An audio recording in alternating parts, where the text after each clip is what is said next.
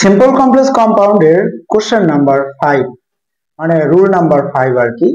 আমাদের কমপ্লেক্সে থাকবে ইফ আনলেস, সিম্পলে থাকবে ইফ আনলেস যুক্ত বাক্যকে সিম্পলে করতে বলে আমাদের থাকবে বাই বা উইদাউট, পরে বিং হ্যাভিং মূল ভার্ব আইএনজি, অর্থাৎ বাই বা উইদাউট এর পরে ভার্বের সাথে আইএনজি যোগ করতে হবে। কম্পাউন্ডে থাকবে এন্ড অথবা অর থাকবে। তো ইফ আনলেস এর নিয়মে আমরা কিভাবে সিম্পল করব, কিভাবে কম্পাউন্ডে করব, কিভাবে এগুলো চেঞ্জ করব, এটা বিস্তারিত নোট দেওয়া আছে।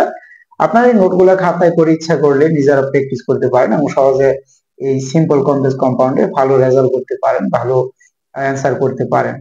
তো লেখা আছে সিম্পলে ইফ ইফ সাবজেক্ট উঠে যায়, বাই বসে, বারবার আইএনজি যুক্ত হয়, বাকি অংশ বসে।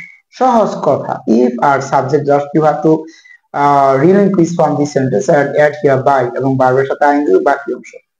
আবার এই যে লেখা আছে আর যদি ডু নট থাকে, ইফ সাবজেক্ট ডু নট উঠে যায় উইদাউট বসে, বারবার আইএনজি যুক্ত হয়, বাকি অংশ বসে। অর্থাৎ বাক্যটা ইফের বাক্যটা যদি নেগেটিভ থাকে, ডু নট থাকে, তাহলে ইফ সাবজেক্ট ডু নট উঠিয়ে দিবেন। তারপরে উইদাউট বসবে, বাই বসবে না ডু নট এর কারণে, পরে ভার্বের সাথে আইএনজি যোগ হবে, বাকি অংশ বসবে। কম্পাউন্ডে ইফ সাবজেক্ট উঠে যায় দুই বাক্যের মাঝে কমা এর জায়গায় এন বসে, আর যদি ডু নট থাকে ইফ সাবজেক্ট ডু নট উঠে যায় দুই বাক্যের মাঝে অর বসে। যাই হোক, জায়গায় ইফ দ্বারা জাস্ট রুলটা লেখা। আনলেস এর নিয়মটা হচ্ছে ইফ যুক্ত বাক্যে ডু নট থাকলে, অর্থাৎ নেগেটিভ থাকলে যেভাবে আপনারা করেন ঠিক আনলেসটা থাকে, আনলেস সাবজেক্ট উঠাই দিয়ে উইদাউট দ্বারা সিম্পল, অর দ্বারা কম্পাউন্ড করা যায়। আমরা এই দুইটা উদাহরণের জায়গায় খেয়াল করলে বুঝতে পারবো। প্রথম উদাহরণটা আমি সেট করেছি, if you read book comma you can gain knowledge. এই সেন্টেন্সকে আমাদের সিম্পল করতে হবে। আমাদের কাজ হচ্ছে if R subject you have to relinquish. আপনাদের কি করতে হবে, ইফ আর সাবজেক্ট প্রথমত আপনাদের কাজ হচ্ছে ইফ আর সাবজেক্ট আপনারা উঠাই দিবেন। ইফ সাবজেক্ট মনে করেন বাট, আমাদের লিখতে হবে যেহেতু নেগেটিভ না বাক্যটা অ্যাফার্মেটিভ এর কারণে আমাদের যোগ করতে হবে বাই, বাই যোগ করে বারবার আইএনজি যোগ করতে হবে। বাই রিডিং আইএনজি যোগ করতে হবে, রিড আছে রিডিং, বাই রিডিং বুক, বাকি জাস্ট তাই লিখবেন আপনারা, কোনো চেঞ্জ হইব না। বাই রিডিং বুক লিখবেন, বাই রিডিং বুক কমা এবং প্রিন্সিপাল ক্লজ যা আছে তাই, can you can gain knowledge.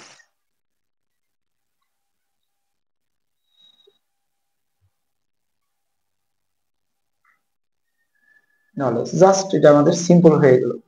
আর এই সেন্টেন্সকে আমরা এই জায়গায় জাস্ট কি করলাম, বাই যোগ করলাম এবং ভার্বের সাথে আইএনজি যোগ করলাম, এটা আমাদের খেয়াল রাখতে হবে। ইফ সাবজেক্ট উঠে যায় এবং বাই বসে, পরে ভার্বের যে ভার্বটা দেওয়া থাকে ভার্বটার সাথে কি আইএনজি যোগ করতে হবে। ইফ সাবজেক্ট উঠে গিয়ে বাই বসে এবং ভার্বের সাথে আইএনজি যোগ করে দিতে হয়, তাহলে হয়ে যায় আমাদের সিম্পল। আর কম্পাউন্ড সহজ, if our second person subject উঠাই দিতে হবে, ভার্ব থেকে লিখতে হবে। If R subject second person, if subject উঠাই দিতে হবে বা ভার্ব থেকে বাকিটা কমার জায়গায় এন্ড দিতে হবে। ইফ আর যদি ইউ থাকে সেকেন্ড পারসন, অনলি ইউটা উঠে যায়, অন্য কোনো সেকেন্ড পারসন ছাড়া অন্য কোনো সাবজেক্ট থাকলে সাবজেক্টটা নরমালি উঠে না। এই থেকে আমাদের ভার্ব থেকে বলবো যে ইফ ইউ আছে, ইফ ইউ বাট সাবজেক্ট, আর ইফ বাট আমরা ভার্ব থেকে বলবো রিড বুক, আমাদের কমার পরিবর্তে সেটা ব্যবহার করতে হবে এন্ড ব্যবহার করতে হবে। আবার কম প্রিন্সিপাল ক্লজ যা আছে তাই, ইউ ক্যান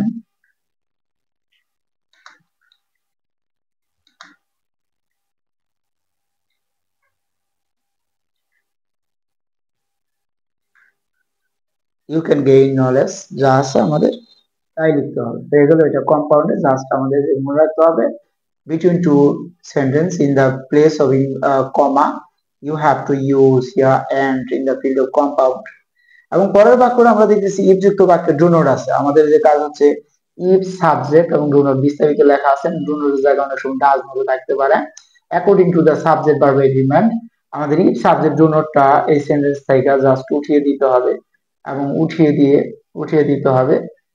দিয়ে আমাদের যেহেতু ডু নট আছে নেগেটিভ বাক্য, এই কারণে উইদাউট দ্বারা আমাদের করতে হবে, কম সিম্পলে করতে হবে উইদাউট দ্বারা। উইদাউট ব্যবহার করার পরে ভার্বের সাথে আইএনজি যোগ করতে হবে, যেহেতু সিম্পল। উইদাউট ওয়ার্কিং হার্ড, পরে you can not succeed in life, you can not succeed in life যা আছে তাই বলবে প্রিন্সিপাল ক্লজ।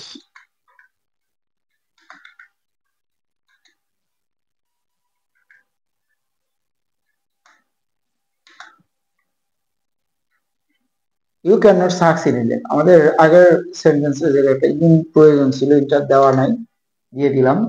আর উত্তর হবো আমাদের ইফ যুক্ত বাক্যে ডু নট থাকে, ইফ সাবজেক্ট ডু নট পর্যন্ত উঠে যায়, উইদাউট বসে এবং ভার্বের সাথে কি হয়, আইএনজি যোগ হয়। এটা আমাদের মনে রাখতে হবে, ভার্বের সাথে আইএনজি যোগ হয়।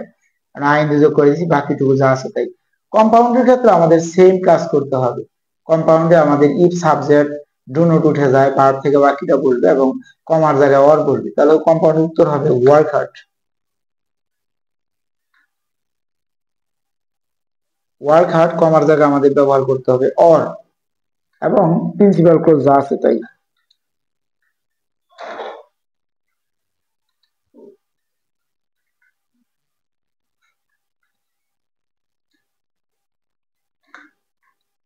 সাকসিড ইন লাইফ হয়ে গেল আমাদের এটা কম্পাউন্ডে। তাহলে কমপ্লেক্স এবং কম্পাউন্ড আশা করি আপনারা ইফের নিয়ম থেকে যদি আসে সহজে আপনারা ধরতে পারবেন যে যুক্ত বাক্যটা অ্যাফার্মেটিভ থাকলে কম্পাউন্ড করতে হবে বাই দ্বারা এবং বারবার আইনজি যোগ দ্বারা, সিম্পলে। আর কম্পাউন্ডে করতে হবে ইফ সাবজেক্ট উঠে দিয়ে ভার্ব থেকে লিখতে হবে, কমার জায়গায় এন্ড ব্যবহার করতে হবে। আর যুক্ত বাক্যটা নেগেটিভ থাকলে উইদাউট দ্বারা সিম্পল করতে হবে, বারবার আইনজি যোগ বাকিটুকু লিখতে হবে। আর কম্পাউন্ডে ডু নট বা ডাজ নট এই নট পর্যন্ত উঠাই দিতে হবে এবং লিখতে হবে ভার্ব থেকে দুই বাক্যের মাঝে অর দ্বারা যোগ করলে হয়ে যাবে compound. Thank you very much.